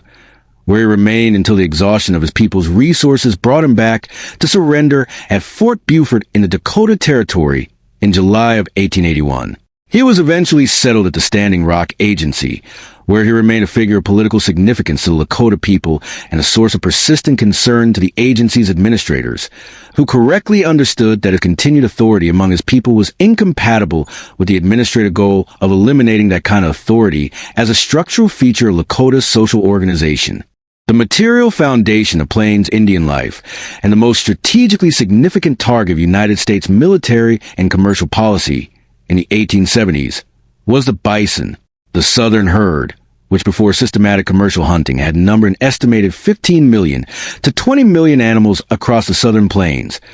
was effectively eliminated in approximately 8 years between 1870 and 1878. The primary driver was not subsistence hunting by native peoples, who had sustained the herds across centuries of organized use, but the commercial hide trade, which had developed in the early 1870s when eastern tanneries discovered that bison hides could be efficiently processed into the industrial leather belting used to drive factory machinery, a connection between the frontier West and the industrial East that the mythology of individualist freedom preferred not to emphasize. Skilled hide hunters working in the southern plains could kill several dozen animals in a single day's work, and the railroad lines extending into buffalo country made it commercially practical to ship hundreds of thousands of hides east in a single season. General Philip Henry Sheridan, the Army commander who oversaw the military campaigns against the Southern Plains peoples in the 1870s, reportedly addressed the Texas legislature in 1875 in terms that stripped the commercial buffalo hunt of any pretense of accidentality. The hunters, he is recorded as having said, were destroying the Indians' commissary, and without food the resistance that the Army had not been able to defeat by direct military action would become practically impossible to sustain. The Army did not impede the hunters. It protected them. By 1878, the southern herd was gone. The northern herd, estimated at approximately 5 million animals in the mid-1870s, followed over the succeeding decade. By 1889, a survey conducted for the Smithsonian Institution by the naturalist William Temple Hornaday counted fewer than 1,000 wild bison remaining on the North American continent, from a total population that most estimates place at between 30 million and 60 million animals before commercial hunting began. The elimination of the bison was not a side effect of Western development. It was, as Sheridan's reported remarks made explicit, a policy instrument, a means of making the economic foundation of Plains Indian life materially impossible,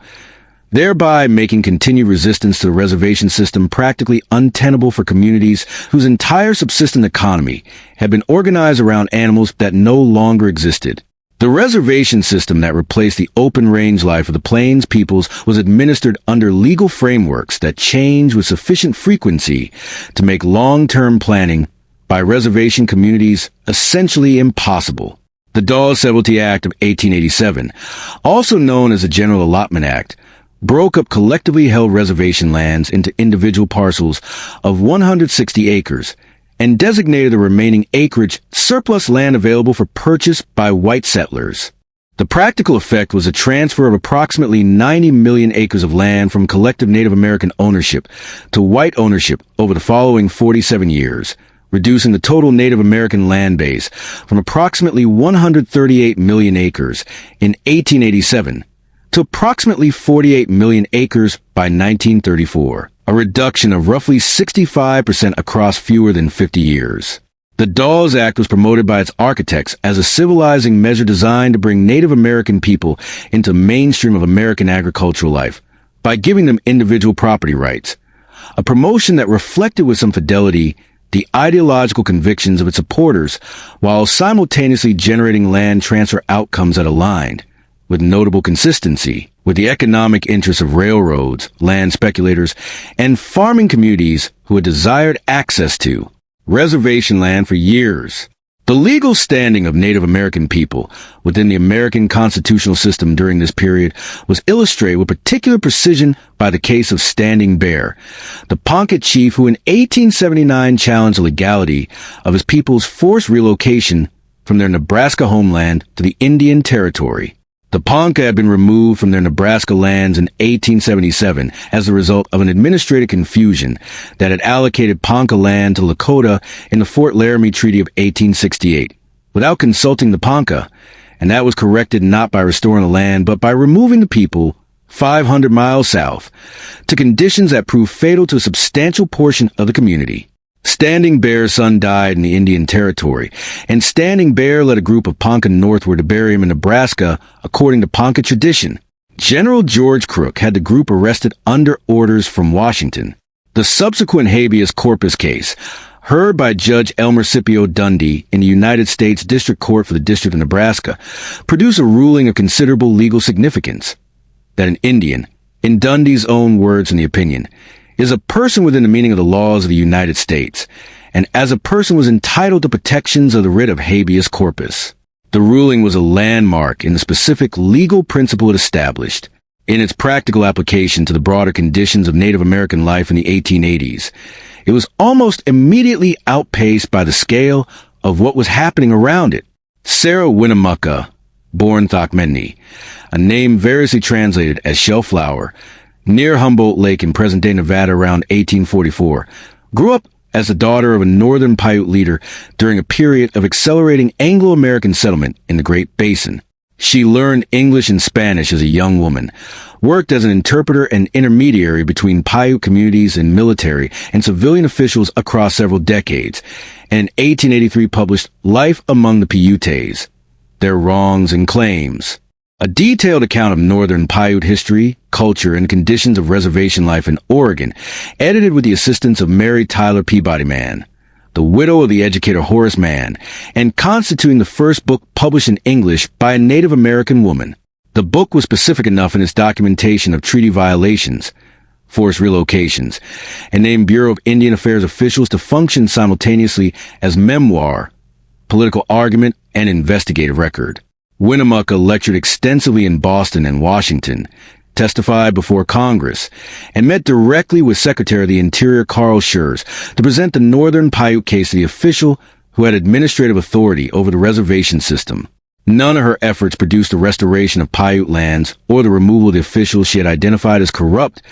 but the account she left behind constituted a record of events from inside the experience that the government reports had no interest in containing, and that the popular mythology had no framework for accommodating. The federal government's most systematic institutional response to the presence of Native American peoples within the territorial boundaries of the expanding United States was a network of boarding schools, of which the Carlisle Indian Industrial School, established in Carlisle, Pennsylvania, in September of 1879, was the first and most extensively documented example. The school was organized by Captain Richard Henry Pratt, a former Army officer who had served in the campaigns against the Southern Plains peoples during the Red River War, and who had subsequently supervised the imprisonment of captured Plains Indian warriors at Fort Marion in St. Augustine, Florida, where he had run educational programs for his prisoners. The philosophy he brought to Carlisle he articulated in an address to the National Conference of Charities and Correction in Denver in 1892, that all the Indian in the race should be dead, and that the correct formulation of American Indian policy was to kill the Indian in him and save the man. Students who arrived at Carlisle had their hair cut, their traditional clothing replaced with military-style uniforms, their names changed to English names,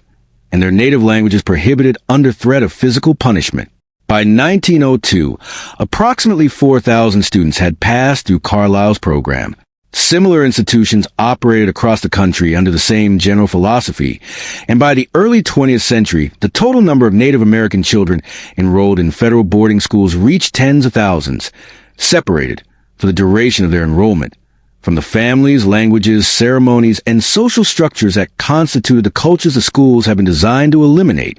In 1885, the same year that the Carlisle Indian Industrial School was in full operation,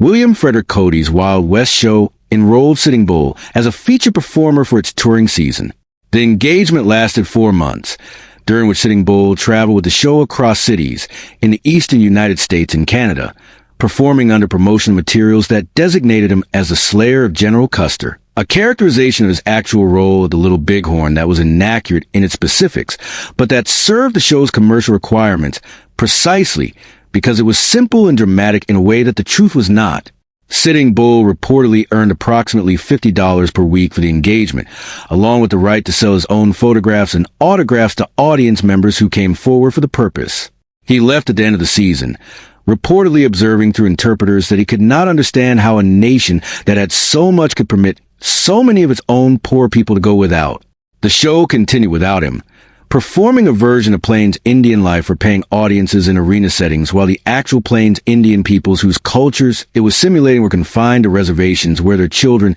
were being sent to institutions specifically designed to eliminate the cultural practices that Buffalo Bill was selling tickets to observe. The commercial logic of both enterprises was perfectly transparent to the people who organized and profited from them. The contradiction between them appears not to have been a matter of significant concern to anyone with the authority to resolve it. The mythology's handling of all of this was not the result of ignorance. By the 1880s and 1890s, the conditions of reservation life, the operations of the boarding school system, and the documented history of treaty violations were available in government reports, newspaper accounts, and published memoirs to any reader who chose to consult them. The mythology chose not to consult them because the commercial product being assembled had no structural mechanism for a history that complex, that morally compromised in its political dimensions, and that resistant to the narrative of westward progress the product required. The single-mounted warrior of the dime novel and the Wild West theatrical program was not an ignorant invention. He was a deliberate editorial decision made by specific people in specific commercial contexts to reduce a documented human complexity to a usable image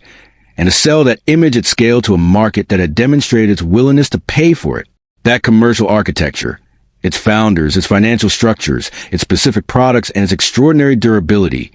is itself a subject of considerable historical interest, and it is where the account of how the Wild West mythology was built reaches its most direct and most consequential chapter. The commercial enterprise that assembled the mythology of the American Wild West into its familiar form had a specific founding moment, a specific address, and specific financial motivations that the mythology itself, with its preference for individual heroism over structural analysis, was never organized to acknowledge. In the spring of 1860, Erastus Flavel Beadle and his brother Irwin Price Beadle, publishing out of offices on William Street in Lower Manhattan, alongside their business partner Robert Adams, released the first volume in a new series of paper-covered novels priced at 10 cents each. The format, compact enough to fit in a coat pocket, cheap enough to be purchased on an impulse, and plotted with sufficient simplicity to be consumed in a single evening, found an immediate market among the urban working-class readers of the northeastern United States. The first title, Malayska, the Indian Wife of the White Hunter, written by and Sophia Stevens, and concerned with frontier conflicts in the region of Upper New York State, sold an estimated 65,000 copies in its first few months of publication. By the mid-1860s, Beadle and Adams was producing dozens of new titles per year, and by the mid-1870s, the output had expanded to over 300 titles annually, produced by a stable of writers who worked under conditions more closely resembling factory piecework than literary authorship, paid by the word, expected to maintain continuous output, and guided by editorial preferences that had been refined through several years of market feedback into a set of reliable, commercial formulas that their producers applied with the efficiency of long practice. Those formulas required specific elements. A male protagonist of Anglo-American ancestry operating on a frontier defined primarily by its distance from established social institutions, confronting threats most effectively resolved through individual physical competence rather than through collective or institutional mechanisms, and arriving at a conclusion in which the natural order of the territory was either restored or newly established through the protagonist's agency. The formula was not invented by Beadle and Adams. It drew on a tradition of frontier narrative extending back to the novels of James Fenimore Cooper to the captivity narratives of the colonial period. But Beadle and Adams industrialized it, removing the idiosyncratic elements that literary ambition might have introduced and replacing them with the repeatable, predictable elements that commercial production at volume required. The result was a literary product of remarkable consistency. Whatever the nominal setting, the nominal characters, and the nominal conflict, the essential transaction being offered to the reader was the same transaction in each volume, which was also the reason the market for it proved as durable as it did across several decades of sustained commercial operation.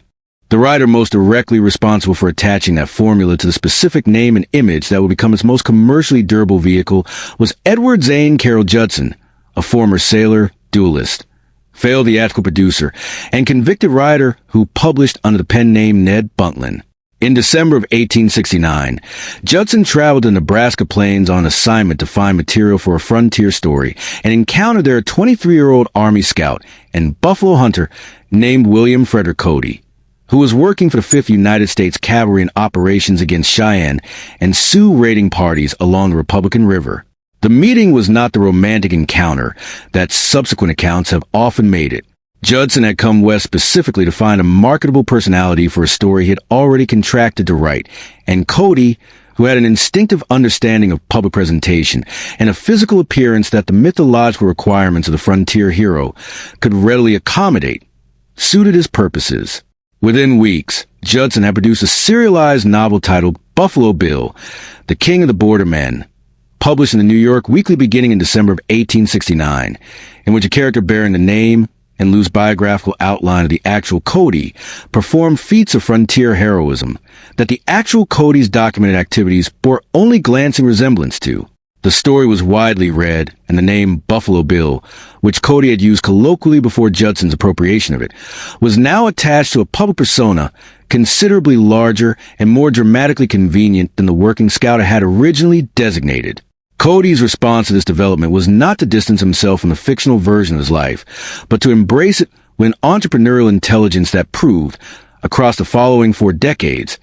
to be his most significant professional asset. He appeared in a theatrical production based on Judson's stories in Chicago in December of 1872, sharing the stage with Judson himself and performing a dramatization of frontier adventure that made no particular effort at naturalism and a considerable effort at spectacle. He toured with various theatrical productions through the following decade, developing in the process a performance style and a set of promotional practices that constituted genuine expertise in the management of public attention, a skill that the actual work of frontier scouting had not required, and that the commercial mythology industry required absolutely. When he launched his outdoor entertainment enterprise, formerly titled Buffalo Bill's Wild West, and pointedly never referred to in its own promotional materials as a show, which Cody felt carried an implication of theatrical fabrication that he wished to avoid. In Omaha, Nebraska, in May of 1883, he brought to it both the experience of a decade of theatrical touring and the financial and organizational support of Nate Salisbury, a former theatrical manager who became Cody's business partner and who was primarily responsible for the operational infrastructure that transformed a single touring production into one of the most profitable entertainment enterprises of the late 19th century. The enterprise that Cody and Salisbury built was not modest in its ambitions or its claims. Buffalo Bill's Wild West presented itself not as entertainment, but as education,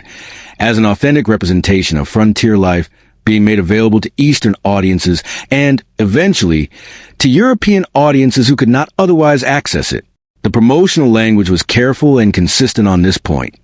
What was being offered was not theatrical illusion, but historical reality, presented by participants who had lived it. That the historical reality being presented had been substantially edited to remove its economic complexity, its demographic diversity, and its moral ambiguity was, from a commercial standpoint, not a problem requiring correction, but a solution that had been identified through market testing and refined across several seasons of operation. The enterprise's commercial scale can be measured through several specific points in the record. The 1887 season, spent in London as part of the American exhibition at Earl's Court, drew approximately 2.5 million visitors over a period of several months and generated revenues that established the show as one of the most financially successful touring entertainments then operating anywhere in the world. Among those who attended the London performances was Queen Victoria herself on May 11th of that year, breaking a self-imposed public withdrawal of some years to attend an event that her household staff had apparently determined warranted the exception. The following decade brought additional European tours, a performance at the Paris World's Fair of 1889, and a sustained period of commercial operation that maintained the show's profitability well into the 20th century. At the height of its operation, Buffalo Bill's Wild West employed approximately 600 to 800 individuals, traveled on its own dedicated train of approximately 50 rail cars, and carried with it a material infrastructure of tents, grandstands, livestock, and equipment of sufficient scale that establishing and dismantling the show's facilities in each new city required the coordinated labor of the entire company working through the night. Among those employed by the show from 1885 onward was Phoebe and Moses, known professionally as Annie Oakley, whose sharpshooting demonstrations constituted one of the production's most reliable attractions. Oakley was born in Darke County, Ohio, in 1860 and had begun shooting as a child, supplementing her impoverished family's food supply with game from the surrounding farmland. A genuinely remarkable markswoman who had developed her skills not on any western frontier, but in the agricultural landscape of the Ohio countryside. Her presence in the show illustrated one of the organizational principles of Buffalo Bill's Wild West that its promotional materials did not emphasize. It was in significant respects an entertainment industry production that cast its performers in frontier roles rather than a gathering of authentic frontier figures performing their actual activities, and the distinction between the two was not generally made available to its audience. Sitting Bull's 4-month engagement with the show that same season, during which he rode in the opening parade, received a specific promotional billing of the Slayer of General Custer, and reportedly earned $50 per week along with the right to sell his autograph to visitors. Concentrated in a single commercial relationship, the essential logic of the entire enterprise. The most significant Native American political leader of the generation, a man whose actual biography was among the most complex and consequential of the era, employed as a symbol of the thing he had spent his life resisting, performing a simplified version of Plains Indian identity for audiences who had no particular interest in the complicated reality of what that identity had actually meant. The literary arm of mythology's commercial apparatus was developing along parallel tracks during the same period,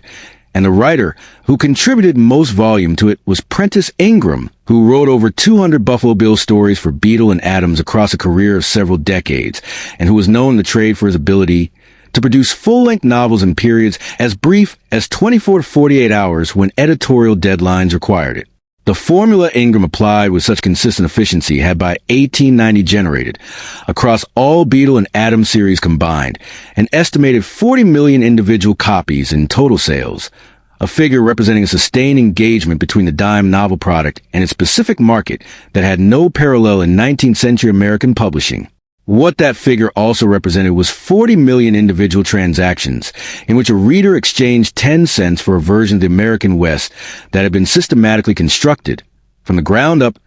to serve the requirements of a particular commercial product rather than the requirements of historical accuracy. The intellectual mythology received its most influential single formulation on the afternoon of July 12, 1893. When Frederick Jackson Turner, a 31-year-old historian from the University of Wisconsin, delivered a paper to the American Historical Association meeting at the World's Columbian Exposition in Chicago. The paper, published subsequently under the title, The Significance of the Frontier in American History, argued that the existence of a western frontier available land had been the fundamental force shaping American democracy, individualism, and national character, and that the frontier's formal closing, as declared by the Census Bureau's analysis of the 1890 population count, represented a turning point in American historical development of the first order. Turner's argument was selective in its use of evidence, entirely silent on the question of what the frontier's available land had cost the peoples previously occupying it, and organized around assumptions about the relationship between landscape and character that subsequent generations of historians found difficult to sustain on the available evidence. But its timing was precise, its prose was accessible, and its central claim that the West had made Americans what they were provided a framework of academic legitimacy for mythology that the commercial apparatus had been assembling on purely market-driven grounds for more than 3 decades. The dime novel had established the product. Turner provided the footnotes. The visual language of that mythology was being established simultaneously by a painter and illustrator from Canton, New York, named Frederick Sackrider Remington, who had first traveled west in 1881 and who over the following 3 decades produced approximately 2,700 drawings, paintings, and bronze sculptures that constituted the primary visual reference through which most Americans understood what the frontier West had looked like. Remington worked primarily for illustrated magazines, Harper's Weekly, Century Magazine, and Collier's Weekly among them, and his images of cavalry charges, cowboy camps, Indian warfare, and frontier landscapes reached circulations of several 100,000 readers per issue, establishing the visual conventions of the Western mythology in the American imagination with an efficiency that paralleled what the dime novel had achieved in the literary realm. His images were precise in their rendering of material detail, the equipment, the tact, the terrain, and selective in their framing, presenting the frontier as a place of dramatic physical contest and showing it, with very few exceptions, as an Anglo-American space in which other peoples appeared primarily as a material against which Anglo-American agency was demonstrated. The literary synthesis that drew these strands together into a form that would dominate American popular fiction for the following 6 decades was Owen Wister's The Virginian, a horseman of the plains, published in April 1902 by the Macmillan Company and dedicated to Theodore Roosevelt, with whom Wister had maintained a friendship dating from their overlapping years at Harvard in the early 1880s. The novel sold over 50,000 copies in its first 2 months, went through 15 printings in its first year of publication, and established a set of narrative conventions. the laconic hero of ambiguous origin, the Eastern woman whose contact with the frontier refines her understanding of authentic American character, the formal confrontation between individual codes of honor that replaces the institutional mechanisms of law. That became the template for the Western novel and, subsequently, for the Western film. Wister had first visited Wyoming in 1885 for health reasons and had kept extensive journals of his Western experiences.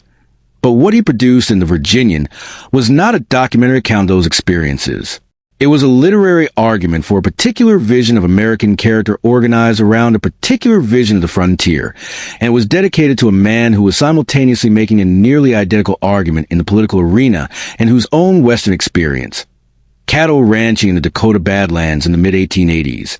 had been considerably more comfortable and considerably briefer than its role in his public mythology suggested. Roosevelt's four-volume The Winning of the West, published between 1889 and 1896,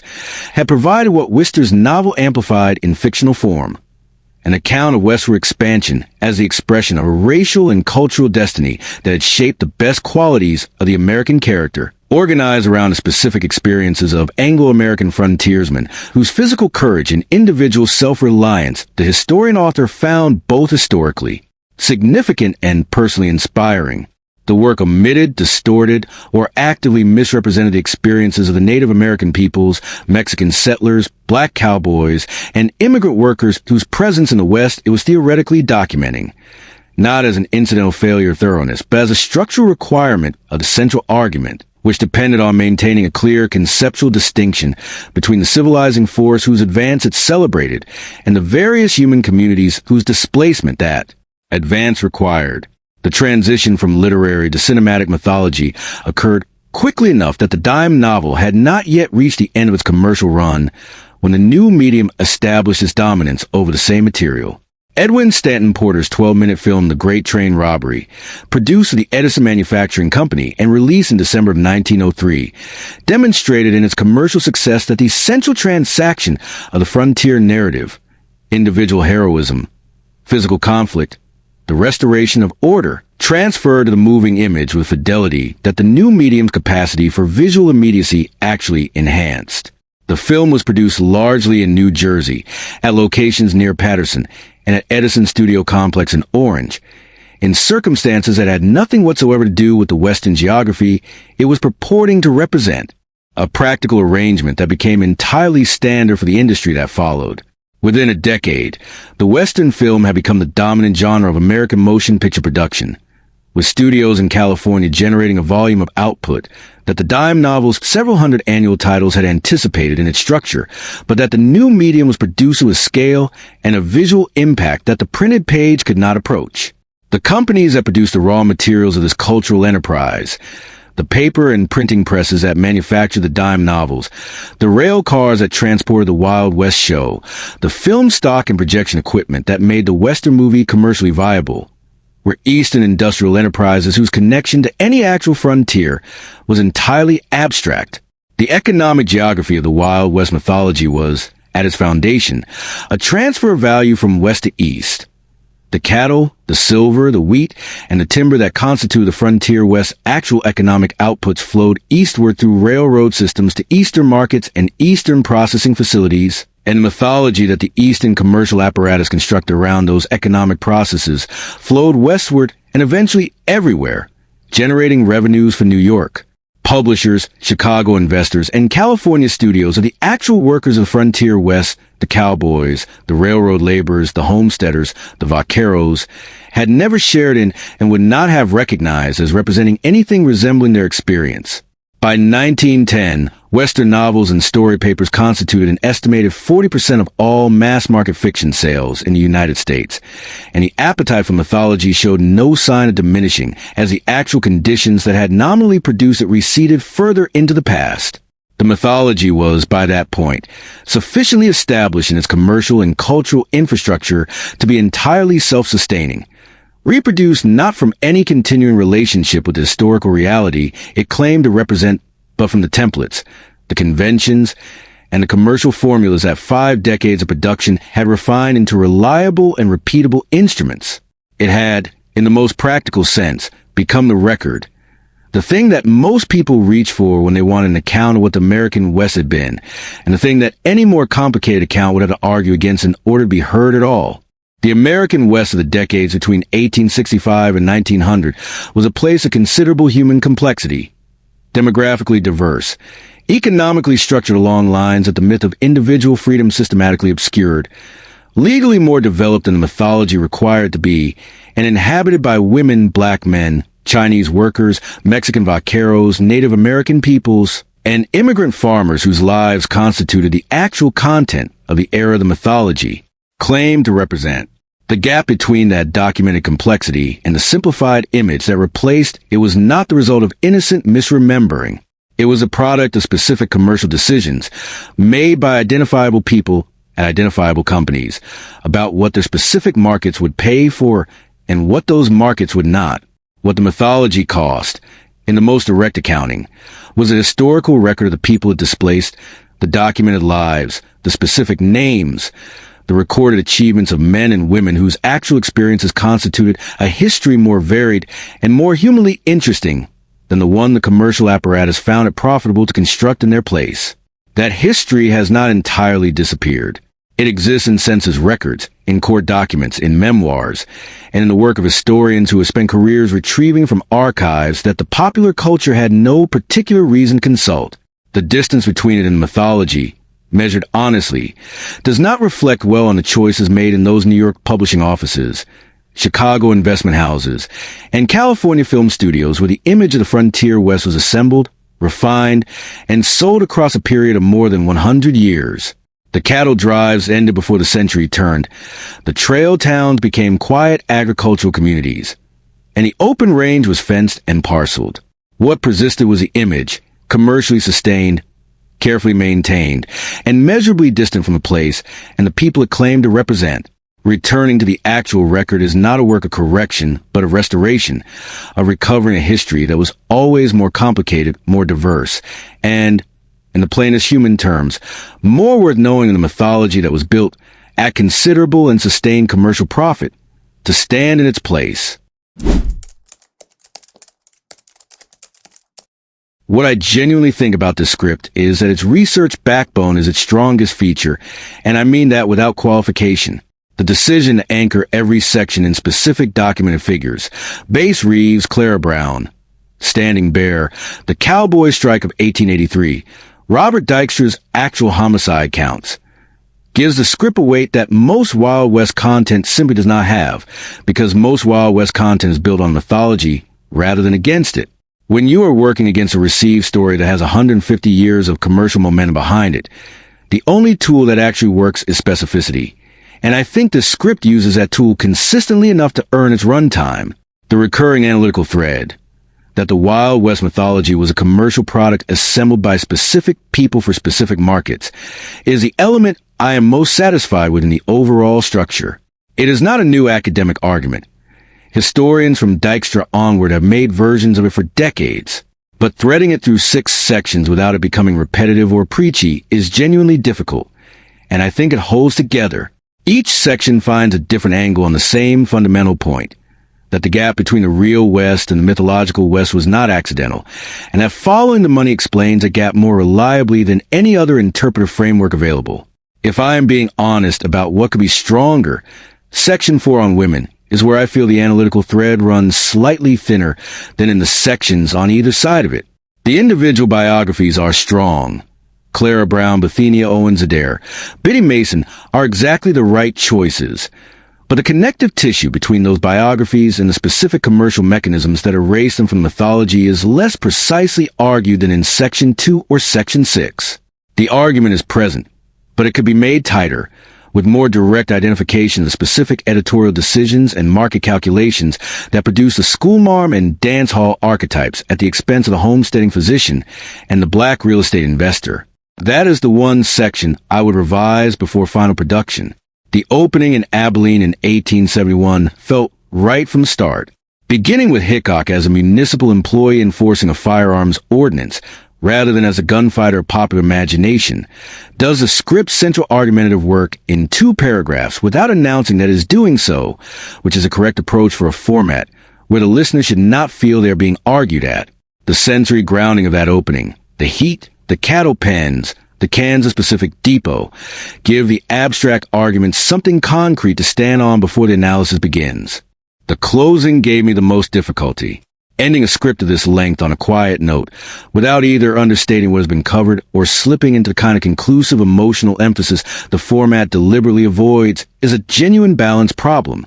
And I am reasonably satisfied with where it landed, without being entirely certain I found the exact right note. The final sentence is where I put the most effort, and I think it earns its finish. For a sleep channel specifically, the thing that matters most beyond accuracy is tonal consistency, and I believe this script holds its register without the kind of variation that would pull a drowsy listener back to full attention. That was the primary structural goal, and I think it was met. That is my honest read on what this script does well, and where I would push it further if I had another draft in front of me. If you experience it differently, if a section felt underdeveloped, or a transition felt abrupt, or the analytical thread dropped somewhere I did not notice, put it in the comments, because that is exactly the kind of conversation that makes the next script better.